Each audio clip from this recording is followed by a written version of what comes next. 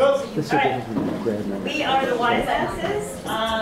Greg, Amira, Nizam, Monique. And this is our presentation. These are the things we're looking at. So Pinterest. Basically, well, we know what Pinterest is. It's basically a virtual cork board where people can pull in images and put them on their own board. But it is basically a method of self-expression. It's a self-expression tool. They don't have any revenue right now. Basically, the valuation is, what they're trying to do is they're trying to get as many users as possible. And they're trying to be valued on that, on how many users they have. And as mentioned before, their valuation is stated at 200 million, which is a very high amount based on how many users they have on Facebook. What's really interesting, I think, is that because it's a self-expression platform, people are encouraged to put their interests up. So you see what everybody's interests are. And this is a great way that they can utilize and get and target users later. I mean, they see all the people who put up stuff about recipes and food. They know all the people who are interested in food, and it's a good way that they can utilize that for target. For our competitors, there's some social sites. There's sites that social shopping sites. There's sites that collect all your web. But we've kind of gone through a lot of these already. The founders, there's basically 3 founders. It's very small. They don't really have a big executive team right now. It's just basically the founding people, a lot of engineers. They were founded in 2010 with 500,000. They were able to raise 37 million. For marketing channels, a lot of it's done with social networking and word of mouth. They're getting a lot of press right now on people's blogs. A lot of articles have been written. But basically, people are using Pinterest as a way to get traffic to their own personal sites. A lot of bloggers, a lot of people on Etsy trying to sell their products online are using that as a way to get people, to get users to their sites. And obviously, they have connection with Facebook as well, which, the social media and getting users and more word of mouth. I think there's brands doing that too. So Etsy and blogs, but I think brands are doing that too. Yeah. So basically, they have a really great user experience. It's very simple to use. People find it very easy to use. Its main target is women. I mean, that might be why you had such a hard time with it. Women and not men. A lot of men actually haven't even picked up on a lot of the things. I think really the main threat right now is that will people still continue to find value in this company, or are they just going to see it as another social media site? I think that's just the main threat right now. And now we're not going to do Yeah, we're going to skip over Airbnb.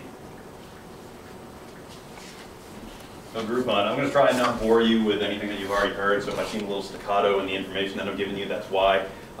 We all know the basics of Groupon, what it is, what it stands for. Some of the key takeaways from this, business stuff, is that what he was talking about earlier, the breakage rate. The one that I found online about 10 minutes ago was that it was 20%. Woody seems to think that it's much higher, and I'm of a mind to believe him. Because I don't know about you or what your experiences have been with Groupon, but I know that I had one that was about to expire in a week, and I said, oh yeah, I got to do that, and then I didn't, and I had paid like $100 for it. And I'm sure that happens very often. It's kind of like those Starbucks gift cards that we get that sit in our wallet or our car and we never use, and then we say, oh yeah, I should use that someday, and then we never do.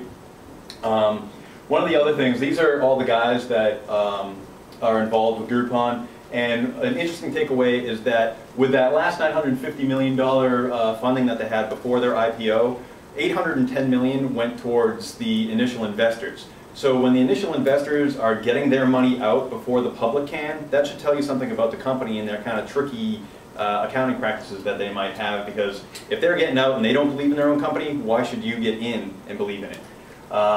That's how they do that stuff. SWOT analysis, we kind of already went over a lot of this stuff. One interesting thing here is this one here. Another threat that they have is that I read that New York State is trying to implement taxes on the full value of whatever this Groupon is.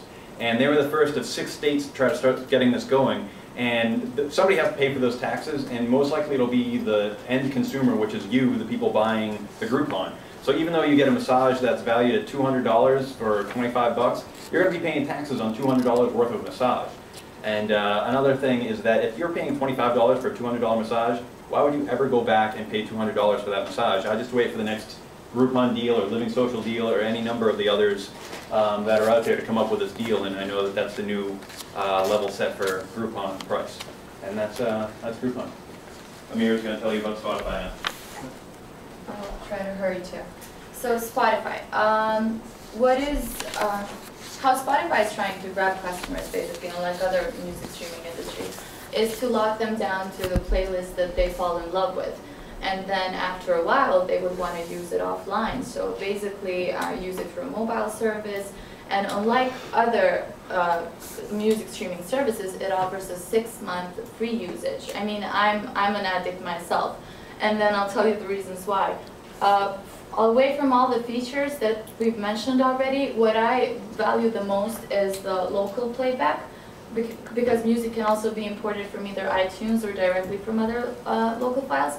This is really important to me, and I figure to a lot of people who use Spotify, because there are certain songs that you have in your computer already, so this makes it all perfect, all basically come in one place.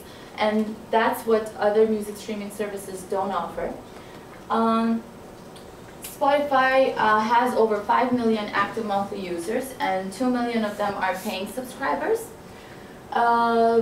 When it comes to competitors, what's interesting to note is that after it's emerging in the US market, basically MOG and RDO, which are its competitors, have also followed with the Facebook integration, just as Spotify did it. And they've kind of moved to offering free services because they felt threatened by it.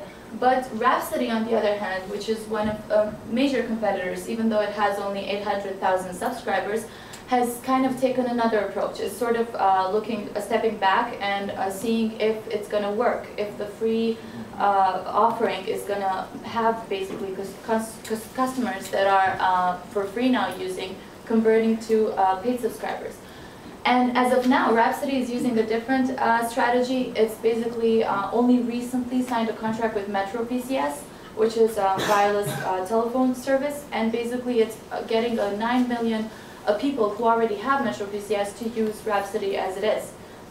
So this is really interesting. Another thing MOG is doing, it also has signed another agreement with BMW, which is offering basically MOG in the cars that people buy already.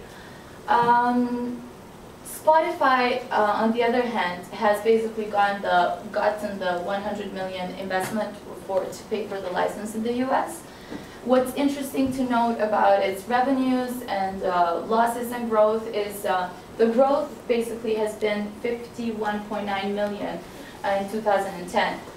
In subscription growth by 38.3. But advertising, it grew by 13.6, but still, advertising is only 29% of the total revenue, while the non-paying users are 90% of all the users, and they're the ones that are basically, they see the advertisements all the time. So my point is that 71% of the rest of the revenue is generated by the only 10% of Spotify's paying users. Now this makes us think, is it actually economically viable, sustainable in the future? Now these financial terms have come out from the last December 2010. So basically at that point, Spotify held only 750,000 users. And now that has all changed because of Facebook, and it has 5 million. So things might change. And on the other hand, customers that are not paying as of now are potential customers to be converted to paying customers. So people are hoping that the new financial statement in 2012 will tell us more. But it's important to note that Spotify has actually put itself a big target, 15 million users, and lots of people think that that's almost unachievable, even though Facebook has 800 million users, so that's kind of a potential if everyone using Facebook is going to be using Spotify. Really fast, what I want to mention, I went over strengths and kind of weaknesses about the economical sustainability, but opportunities. I think what Spotify could definitely do is try to engage in special deals with larger upfront payments, because that's what Rhapsody does. Rhapsody has been on the market for 10 years, and that's why it has the advantage to do it. But also Spotify has been growing rapidly, and it can definitely renegotiate lower licensing fees with US music companies. On the other hand, it should capitalize on Ford and Spotify's strategy. I read this article just a month ago that they had a test show putting Spotify into Ford automobiles, but they haven't done anything so far with it. So they should go for it while MOG is going with BMW. They should hurry. They can also partner with phone carriers, and why not go bigger with AT&T, Verizon, and cable services, because cable services are definitely something labels would love. Threats, what I would just want to mention is that they have kind of had failures to compensate artists fairly. So basically a Norwegian artist who's very well known is not compensated the same way a US artist is. So there have been a lot of debates on this term. But Spotify has a lot of potential to basically go with its 50 million subscriber goal, and we'll see what happens in 2012. Great job. Good job. All right, you guys are done. You're done. You're over.